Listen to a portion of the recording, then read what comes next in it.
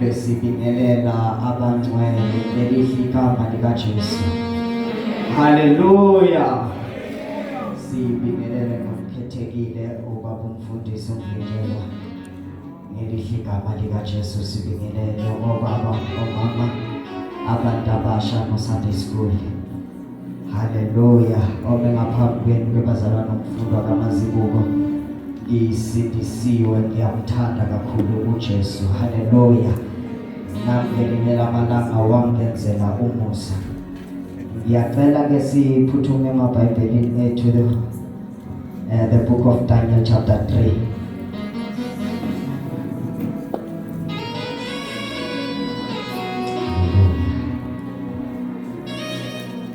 Siyafunda khona uverse 13 to 18.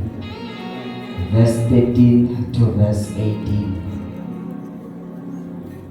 Sicela also itholile asifundele.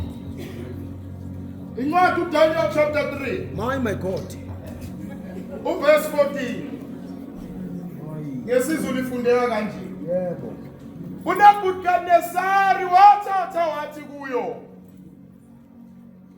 kungamabomu yini Shedraki, Mishaki no-Abednego, ningakhonzi uNkulunkulu wami, ningakhuleka esithombeni segolide engisimisileyo na. Verse 15.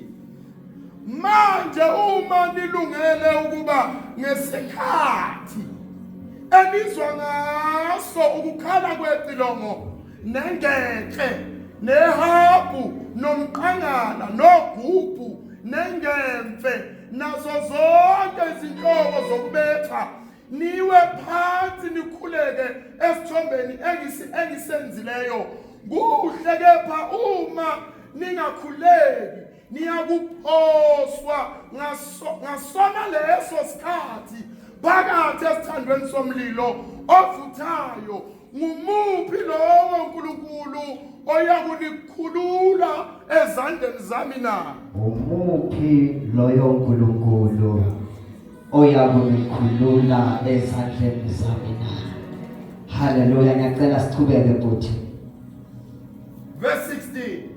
oShadraka noMeshaki no-Abednego baphendula bathi enkosini, Nebukadnesari, thina asidingi ukuphendula kule ndaba.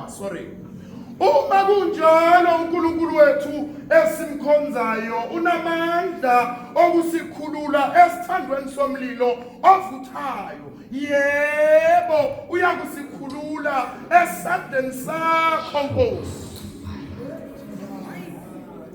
Asidingi ukuphendula Nkosi, kodwa uNkulunkulu wethu esimkhonzayo uye oyokusiphendulela. Bese lithi verse elandelayo, noma angasikhululanga kodwa ke ukwazeka ukuthi kwakukhona abafana abangavumanga ukukhothama esithombeni osenzileyo. Para Spamandla ngiyacela Acts chapter 4 verse 19 and 20. How is that? Acts chapter 4 verse 19 and 20. In the book of Acts chapter 4 verse 19. Izenzo chapter 4 verse 19. Ngesizulu ifundeka kanje. Kepha oPetro noJohane baphendula. Bathi kubo, Umani nina ukuba kulungile yini ebusweni bukaNkulunkulu ukulalela nina kunoNkulunkulu. Hallelujah. Kulungile yini ukuba silalele mina kunoNkulunkulu? Ngizomemezela nje ku-2026 ukuthi uNkulunkulu is raising a generation that will stand for the truth.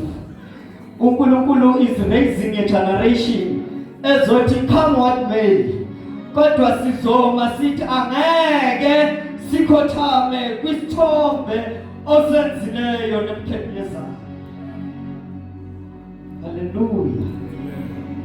La sifunda khona uma oShadrach, Meshach noAbednego bethunjiwe bese Babylon. Now lithi iBhayibheli lami uma bethunjiwe kanjalo uNebukadnezar wakhanda isithombe.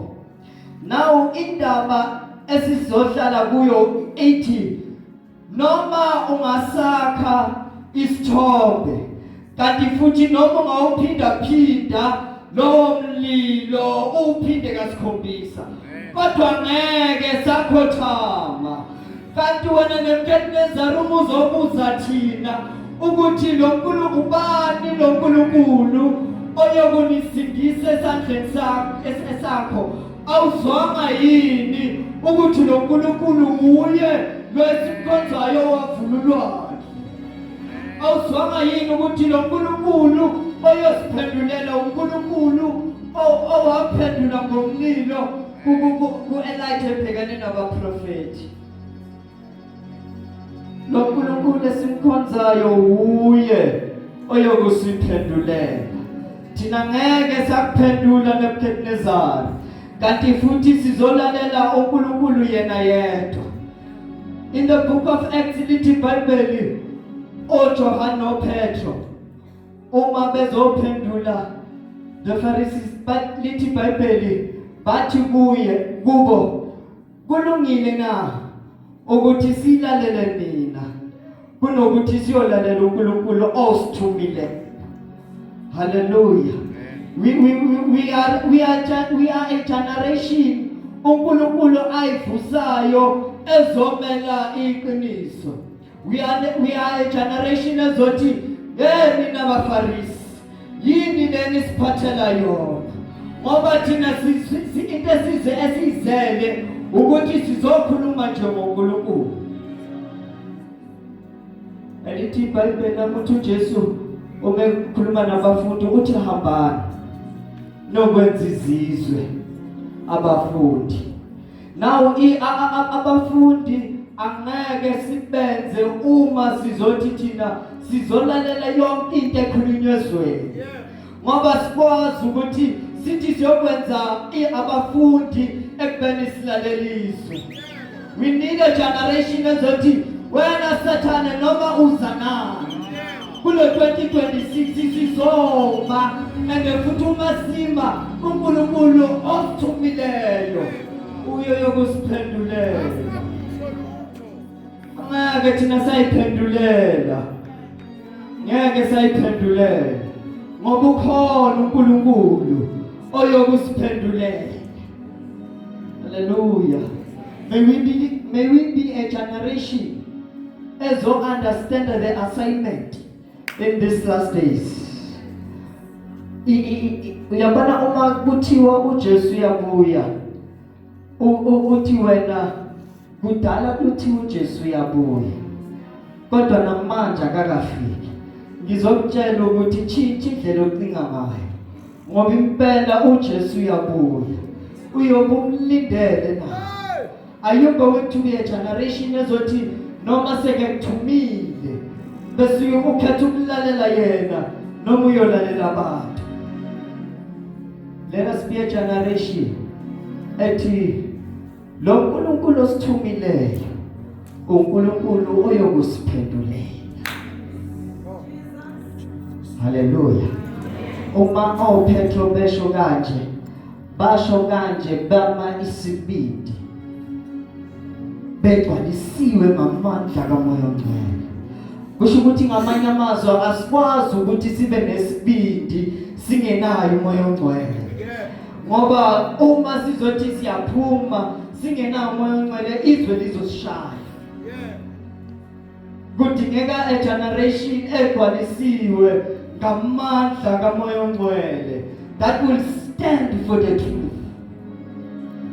Ngoba sibizelwe ukuthi siyolimela iqiniso.